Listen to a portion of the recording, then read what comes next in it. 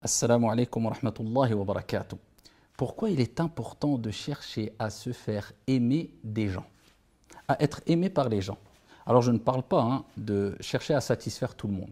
Ça, ce n'est pas notre objectif, ça ne doit pas être notre objectif et de toute manière, c'est se fatiguer plutôt qu'autre chose.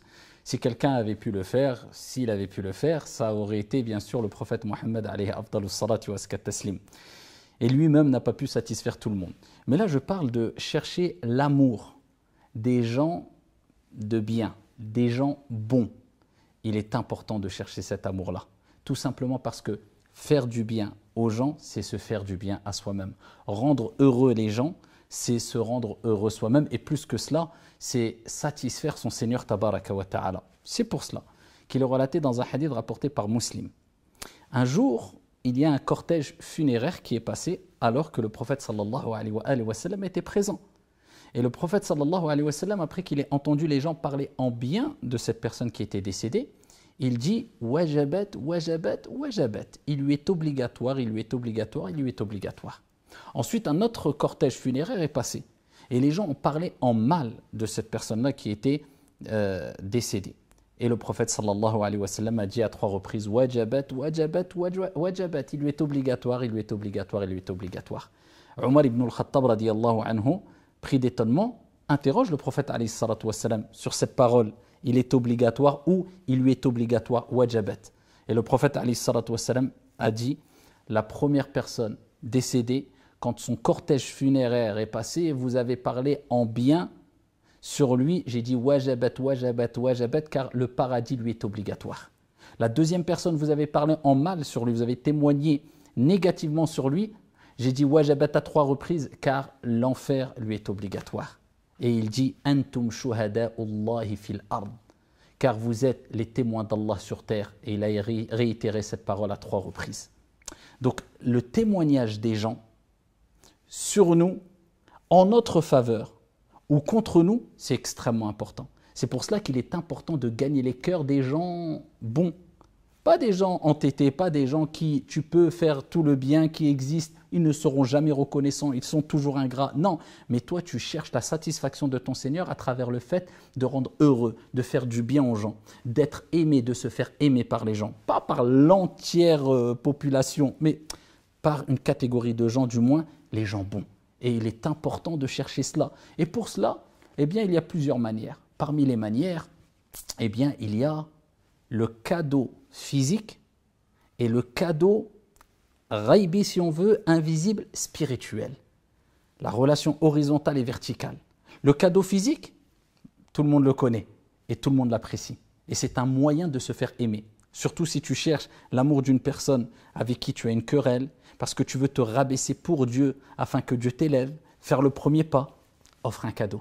Le prophète sallallahu alayhi wa sallam nous dit tahadu tahabbu, offrez-vous des présents, des cadeaux, et par cette action-là, Dieu va mettre l'amour, va réunir les cœurs, va mettre l'amour entre vous.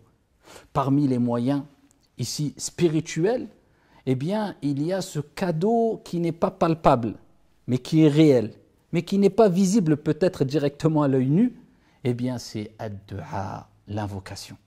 Et c'est pour cela que le prophète sallallahu alayhi wa sallam nous dit dans le hadith fi sahih la tadkhuluna al-jannata hatta tu'minu.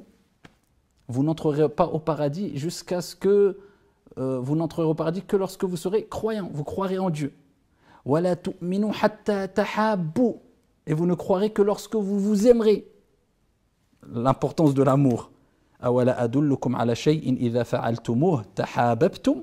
Voulez-vous que je vous indique une chose, une pratique, si vous la mettez en application ou en pratique, si vous la faites, eh bien, il y aura l'amour entre vous.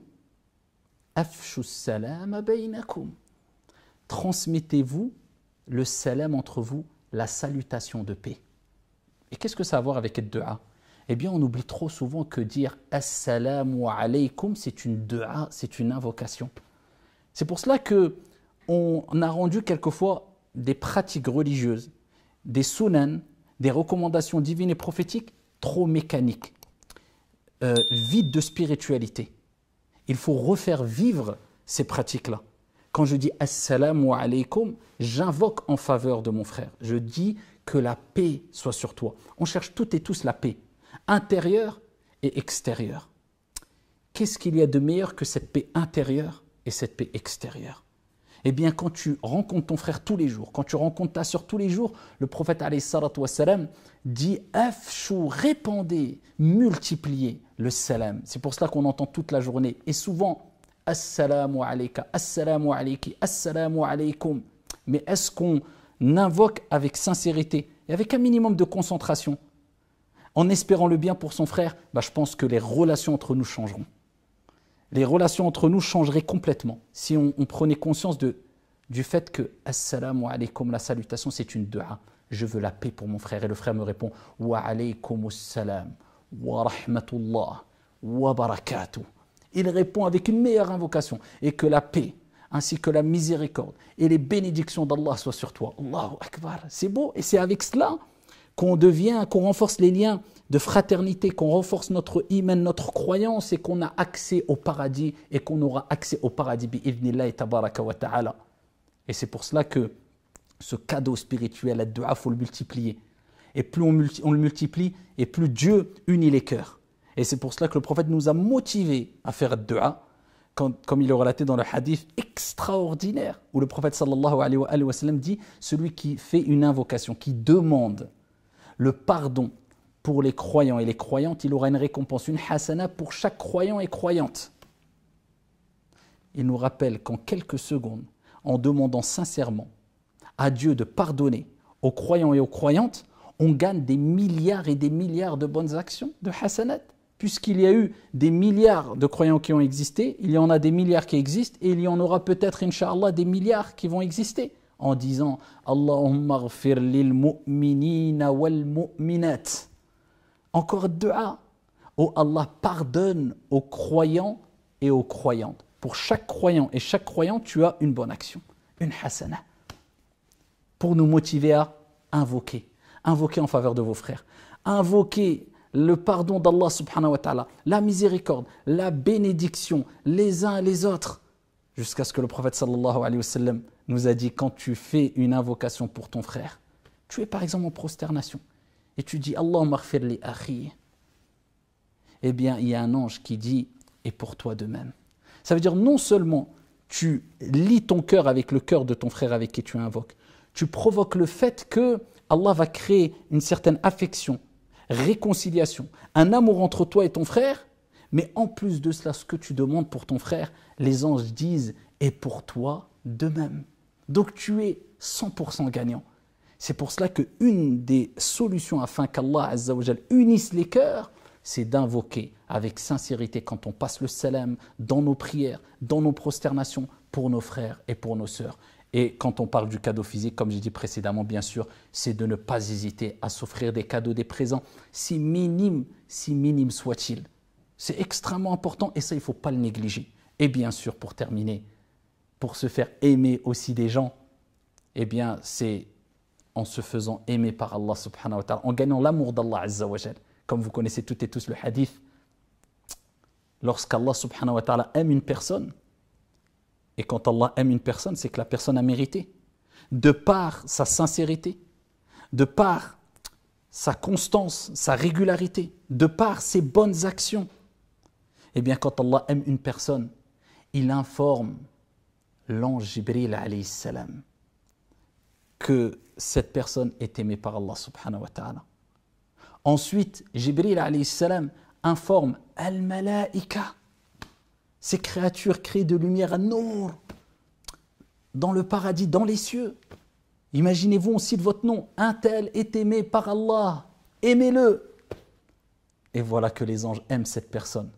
Et Allah subhanahu wa ta'ala, de par sa clémence et sa miséricorde, d'une manière qui convient à sa majesté, descend l'amour vis-à-vis de ces personnes-là dans le cœur de ses serviteurs et de qui il veut parmi ses créatures. Et les gens l'aiment. Donc, se faire aimer par les gens, ou être aimé plutôt par les gens, c'est quelque part une preuve, incha'Allah, les gens de bien, bien sûr, et un argument, et peut-être un signe, incha'Allah, qu'Allah subhanahu wa ta'ala, le créateur des cieux et de la terre, t'aime.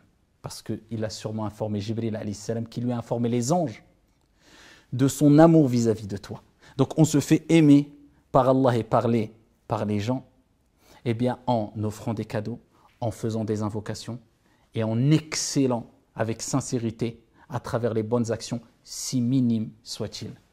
Qu'Allah subhanahu wa ta'ala vous aime, qu'Allah nous aime et qu'Allah nous réunisse toutes et tous dans son vaste paradis. Amin.